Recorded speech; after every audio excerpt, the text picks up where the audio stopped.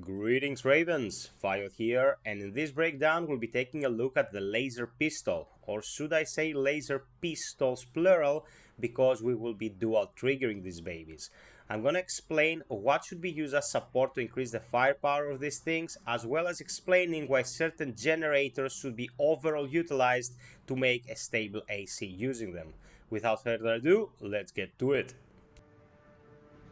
There are a couple of things that have to be taken under consideration when using weapons like this, and these weapons specifically. First thing, they are energy weapons, so energy consumption or energy UN load is on the higher side. There are far more demanding arms when it comes to this category, but these two will force you to think what kind of pieces you will be using on your AEC. If you're wielding two of these like I am, you have to consider this cost twice, so keep it in mind. Second, because they are energy weapons, your generator will play a pivotal part on how effective they are overall when it comes to their damage. The V20B has the best energy firearm spec of the entire bunch. It's maxed out at 150. I highly recommend this. It will force you to think how you handle most combat situations, mainly because of the EN recharge delay. It's kinda hard to take it below 1 second, but apart from that, it's fairly balanced, pretty healthy stats, and I highly recommend it if you're gonna go for a build that incorporates energy weapons as the main draw. In my humble opinion, since you will be fast firing and you need good tracking, you should be using the Nachtreicher 46E arms.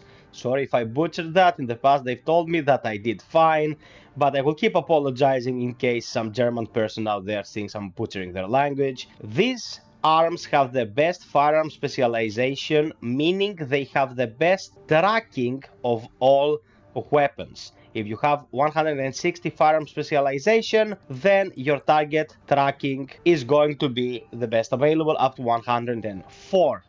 Apart from that, it's pretty much whatever each individual chooses, so we're gonna go into the test area and see how these things perform numbers wise. So here we are, and this is our tester AC. I'm gonna lock on it to improve the angle. One shot will deal a bit of damage and cause minimal impact. Fast firing these things in fast sequence will build impact and damage, and by the time we are overheated, the enemy AC has lost about 50% of its AP. As you can probably understand, since this model is pretty standardized for training purposes, this is a lot of damage, it's nothing to scoff at. If you charge one pistol, you will go into a firing stance and you will unload a burst. That means that you cannot unload both of these at the same time, but if you release both triggers at the same time, you are queuing the secondary gun to just fire when the initial barrage is done. Now let's see what the damage will look like if the enemy AC is staggered.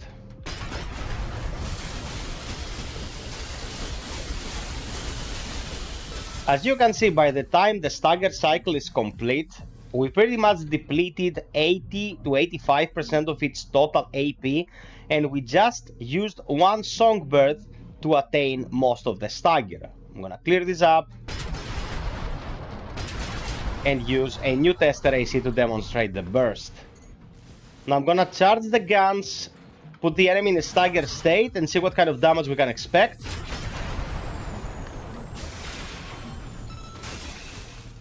As you can see, the damage is nothing to scoff at, just one application of Songbird.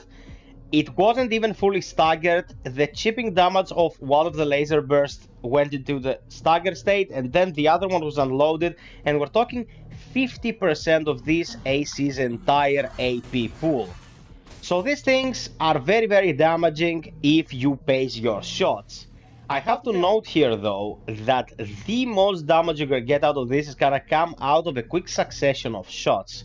So it might be a good idea to hard lock, and as you're strafing around, just unload and witness the damage build up. It's 50% of its HP before I overheat, and these things take like 1,000 years to overheat. You also carry a huge amount of ammunition going into the mission, so If you want to do missions like intercepting the red guns, where ammo will at some point be depleted, you might want to consider taking this in, because the amount of damage per shot, calculated in accordance to how many shots you can carry, is actually pretty good value. Has to be noted, they are weapons that should be used in the close to mid-range. I suggest the Talbot FCS if you're gonna use them, so you will not be missing shots left and right.